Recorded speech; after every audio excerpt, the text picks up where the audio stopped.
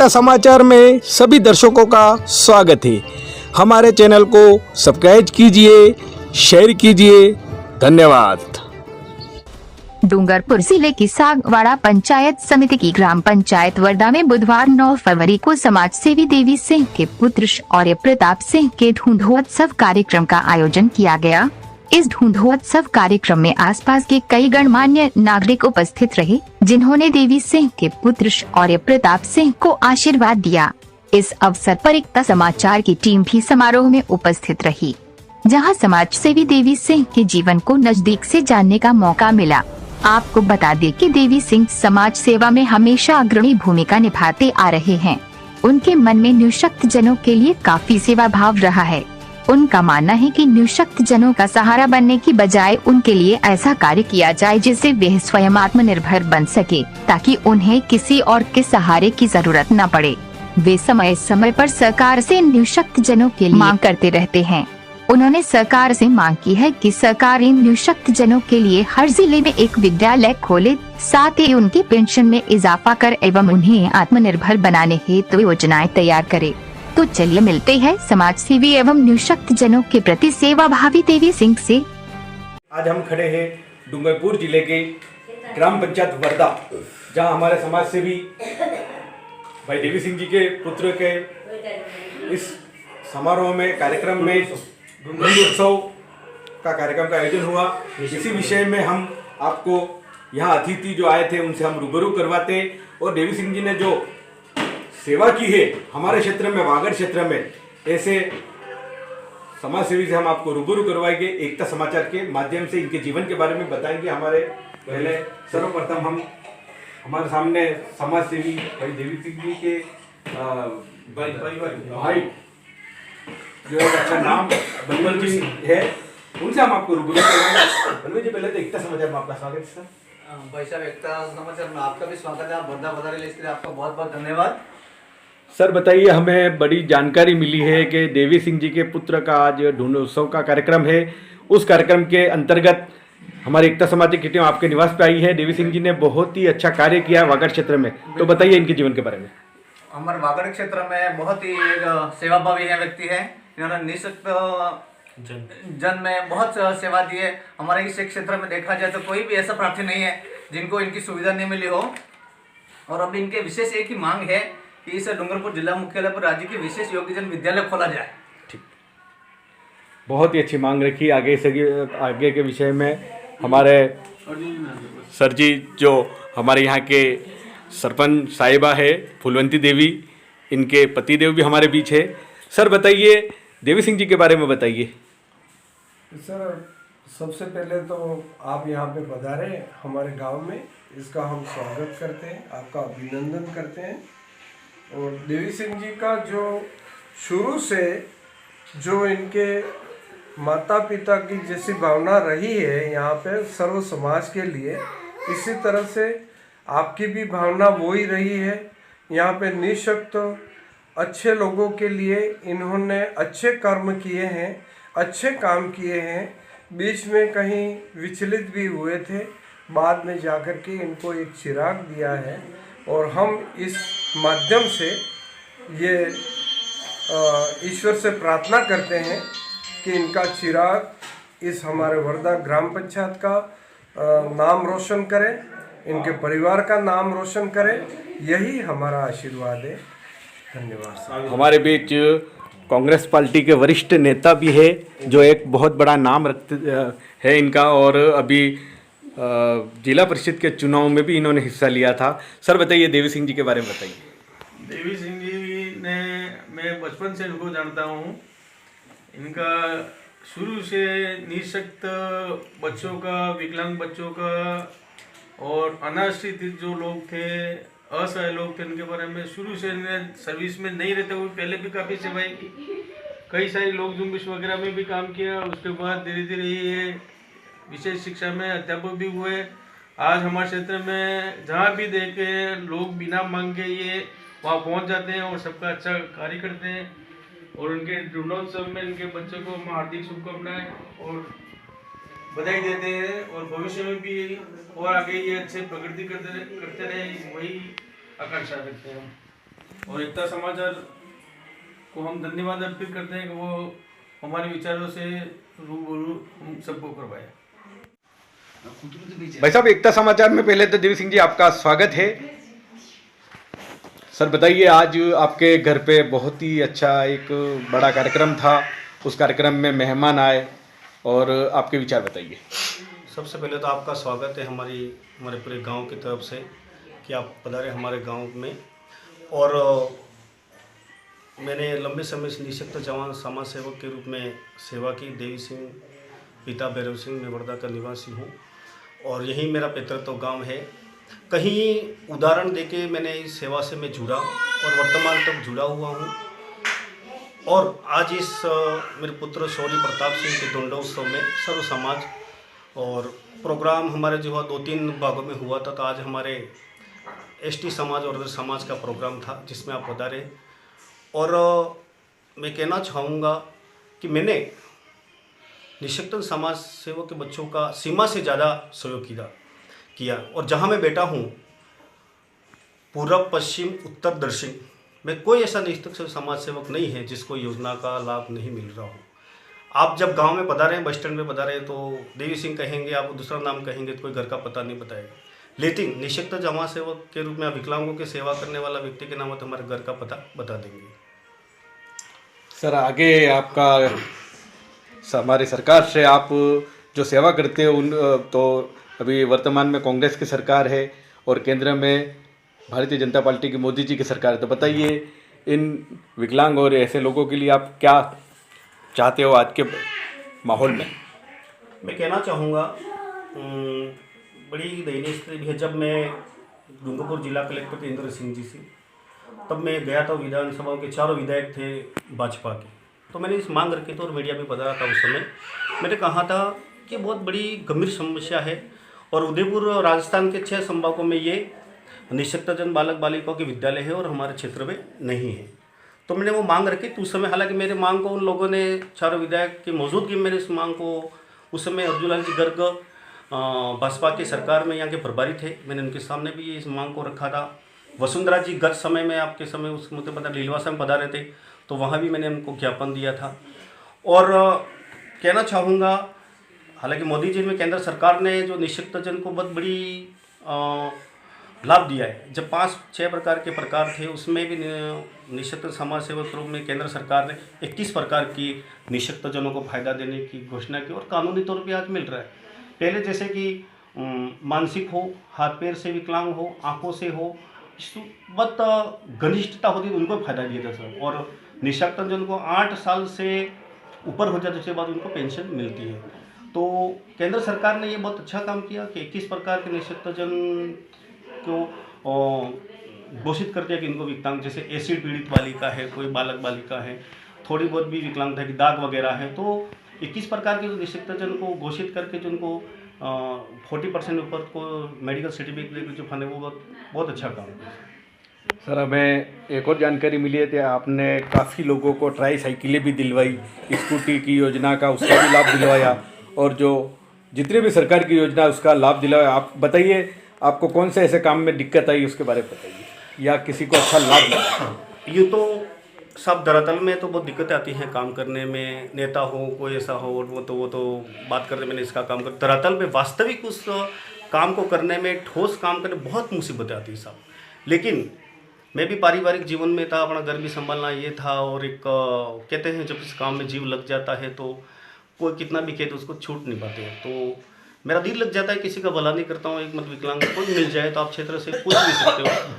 तो मैंने मतलब किसी समय 8 दिन 15 दिन कोई बालक मिल जाता है तो मैं उसका एक ही बालक का काम लेता हूँ, एक ही व्यक्ति का, उसको ठोस काम तक पैसा उसके खाते में नहीं जाए कि इसने फायदा नहीं, तब दूसरे बालक का काम नहीं लेता हूँ।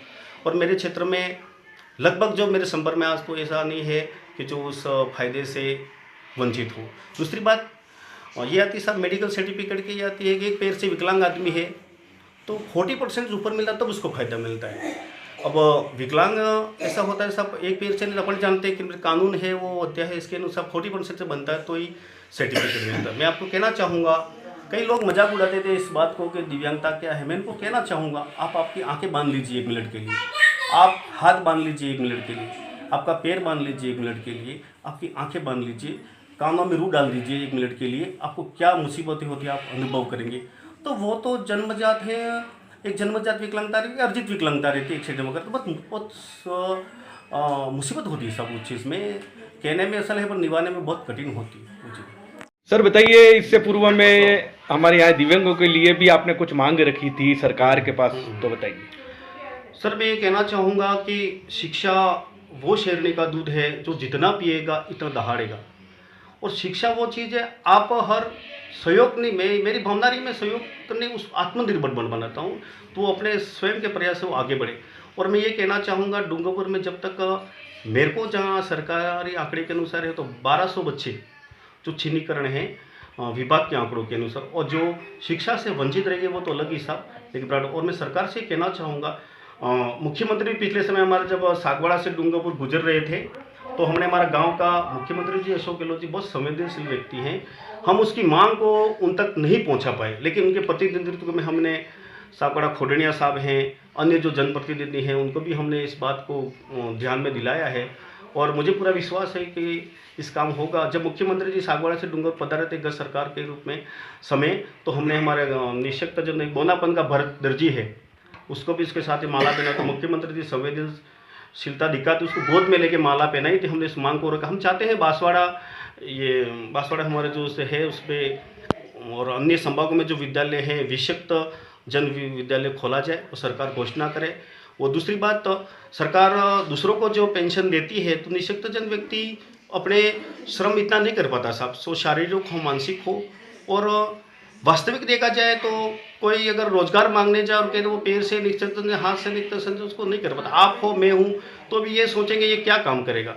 तो मैं सरकार से ये मांग करता हूँ कि जो पढ़ने लायक है उन बच्चों को शिक्षा का पूरा शिक्षा के अधिकार तो वो है सी, लेकिन हर जिले में निःशक्त विद्यालय खोला जाए, उनको पर निर्भर नहीं बना के आत्मनिर्भर बनाया जाए और उनको सहयोग किया जाए। और उनकी जो पेंशन और सहयोग राशि है वो 10 गुना बढ़ाई जाए, ताकि इस महंगाई के समय और इस आर्थिक युग में उनको बहुत सहयोग मिले और अपना जीवन आर्थिक अन्य समाज के लोगों के साथ कदम ताल मिलाकर चले। सर बताइए, ने यहाँ पे विकलांगों के लिए काफ़ी योजना है मगर स्कूल की योजना नहीं है, तो उसके बारे में बताइए, आपने कोई प्रयास किया है और आपका जो मिशन है क्या? मैं आगे सर ये कहना चाहूँगा, मेरे पास भी ये जो कागज पड़े हैं राज्य पिछली सरकारों के कई सारे सचिवालय से पड़े हैं, मैंने जो आंदोलन किया हर हमेशा मुझे कुछ न कुछ आश्वासन दे के बिठा दिया कि ये हो जाएगा डूंगरपुर कलेक्टर सब कागज है, सचिवालय से मेरे पास ये लेटर पड़े हैं। तो ये काम हुआ ना। मैं कहना चाहूँगा कि सागवाड़ा में बहु विकलांगता विशेष योगेश्वर विद्यालय खोला जाए, जो राजस्थान में कहीं नहीं है। हर किसी कैटेगरी का विद्यालय है, मूक बधिर है वगैरह है, लेकिन हर क्षेत्र में हर प्रकार के दिव्यांग बच्चे रहते हो। तो मैं सागवाड़ा में कहता हूँ गहलोत सरकार एक मॉडल के तौर पर बहु विकलांगता का विद्यालय खोलें। और हमारे सीमावर्ती जिला बांसवाड़ा के तहसील में लोधा में मूक बधिर विद्यालय है, लेकिन मैं कहना चाहूँगा बहु विकलांगता विद्यालय खोला जाए। और सर्व समाज की आगामी के समय हम बैठक करने वाले हैं, एक बहुत बड़ा आंदोलन करने वाले हैं, क्योंकि जनहित का आंदोलन है। और थोड़ा ये कोरोना के हिसाब से हम इस काम को 2 साल तक नहीं कर पाए, लेकिन जब बात आ जाती है जनहित की और आर पार की आ जाती है तो हम कलेक्टर साहब से स्वीकृति लेके बहुत बड़ा रैली करने वाले हैं। और मैं कहना चाहूँगा कि इस विद्यालय की शिक्षा के लिए आदमी अपने किसी वस्तु की भीख मांग ले तो जो अच्छा लगता है, लेकिन शिक्षा की भीख मांगे और इस समय में तो वो शोभनीय नहीं है। और बहुत जल्द सर्व समाज की एक बैठक बुला दी जाएगी और हम इस मांग को करेंगे। वर्तमान में कुछ समय में मैंने मुख्यमंत्री महोदय के खास आदमी, हमारे वागड़ के खास आदमी माननीय दिनेश खोडनिया साहब को भी इस बात को हमने अवगत करा है। और मैं धन्यवाद देना चाहूँगा नगर पालिका नरेंद्र भाई को, जो गत समय में मुंबई थे लेकिन सागवाड़ा में कोई निःशक्त जिनका प्रोग्राम था, मैंने आपको फ़ोन पे जब सूचना दी तो आपने मुंबई होते होते भी यहाँ उनके पार्षदों को भेजा और कई निःशक्त जन समाज सेवकों को राहत दी। और नरेंद्र भाई नगर पालिका चेयरमैन बहुत निःशक्त जन को मेरे को कहाँ है, उनको क्या चाहिए, तो मैं ये कहना चाहूँगा उनके माध्यम से कि गहलोत सरकार बहुत संवेदनशील सरकार है। मुख्यमंत्री दिव्यांगों के प्रति संवेदनशील हैं, क्योंकि मैंने उनको बहुत निकटता से देखा है। लेकिन जब फाइल उठाई हमें, सरकार बदल गई, अधिकारी बदल गए, पीसी किशन कलेक्टर साहब तो उस समय फाइल लगाई थी, लेकिन एंड वक्त पे आपका हस्तांतरण हो गया तो हमारे पूरे प्रयास निष्फल गए। इसके बाद इंद्रजीत कलेक्टर आए, हमने उनको भी प्रयास किए थे, उनके लेटर आश्वासन मेरे पास पड़े हैं। और मैं आपके चैनल को भी ये सहयोग चाहता हूँ कि आप सहयोग दें।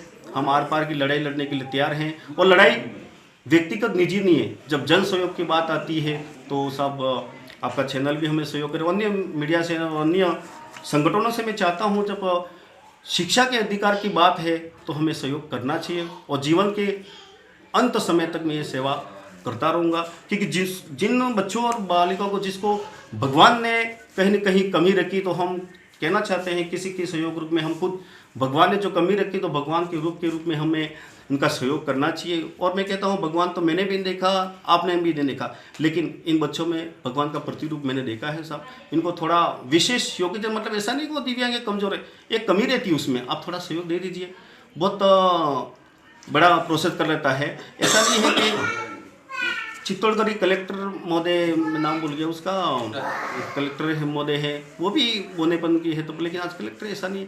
कहीं ऐसे अधिकारी भी बने हैं, IAS अफसर बने हैं, ऐसा नहीं, कहीं दृष्टिबाधित भी है तो आज कहीं ट्रेनों में भी जाते हैं, सफ़र करते हैं, उनके लिए विशेष शिक्षा होती है, ट्रेनिंग होती है, बस सहयोग करने की ज़रूरत है। और सरकार उनको पेंशन वगैरह सरकारी योजना दे, मैं कहना चाहता हूँ आप ये वो करें, अच्छी बात है, लेकिन आप शिक्षा दें। जो बच्चे सीमा पार हो गए वो तो हो गए, लेकिन अभी से उनको शिक्षा दी जाए तो आत्मनिर्भर बनेंगे और अपना जीवन आत्मनिर्भर के यापन कर सकेंगे, और समाज के अन्य लोगों के साथ अपनी कदम ताल मिला के चलते रहेंगे। बहुत बहुत धन्यवाद साहब। सर, आपसे अंत में एक सवाल हम पूछना चाहते हैं। आप काफ़ी लंबे समय से किसी राजनीतिक पार्टी से आप जुड़े हुए रहे, और आगे आपका क्या इरादा है आगे जाने का?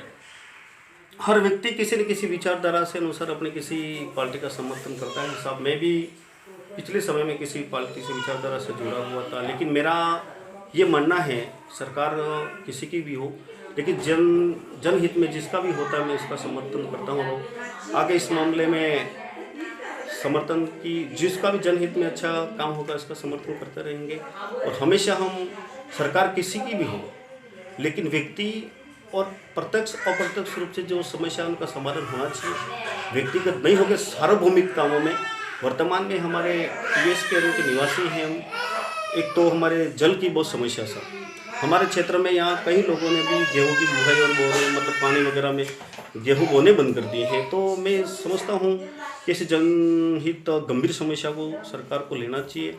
और समर्थन की बात है, वर्तमान की परिस्थिति के अनुसार मैं ये नहीं कह सकता, लेकिन भविष्य में जो जनहित में होगा, इंसान है और हम क्षत्रिय समाज से आते हैं, तो हम सेवा हमारा धर्म है साहब। जो जनहित में होगा तो सेवा उसकी करते रहेंगे, चाहे राजनीतिक पार्टी हो या कोई व्यक्ति हो, हाथ जोड़ के हम तो उसका समर्थन करते रहेंगे। बहुत बहुत धन्यवाद साहब। आपने जो बात आपकी रखी, राजनीति की बात रखी, आज हमारे बीच राजनीतिक कांग्रेस का हो या बीजेपी का हो, सभी पार्टी के लोग हमारे बीच थे और आपने आपके विचार प्रकट किए। एकता समाचार के माध्यम से हम आपका धन्यवाद अर्पित करते हैं, और आगे आप तरक्की करें, ये हमारी शुभकामना है। और आपके बेटे को ढूंढोत्सव के कार्यक्रम में आपने हमें याद किया, और इस कार्यक्रम में आपका इंटरव्यू लेने का एक मौका मिला, उसके लिए आपका बहुत बहुत